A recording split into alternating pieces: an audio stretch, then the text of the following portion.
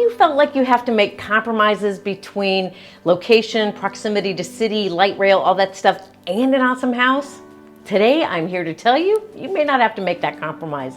I'm Nancy Chapin with Windermere, and today I'm at 5425 33rd Avenue South in Southeast Seattle. We are about a half a mile quick walk to the Columbia City light rail.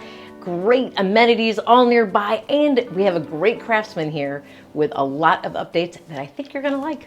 Come on, let me show you around. Sure, I could tell you about the amazing natural light and old world charm. That's pretty obvious. One highlight of this home is its location, being so close to all that Columbia City and Hillman City offer, as well as proximity to light rail and I-5, and that's just the tip of the iceberg of amenities of this neighborhood. Also, this home is updated, so you can relax about planning for all the things you might think would need to be repaired in a 1912 home. You've got totally brand new bathrooms and a newer kitchen and 3 bedrooms on the main floor, which is such a plus. You've got a totally finished brand new basement with a dry basement system, and they did these windows right.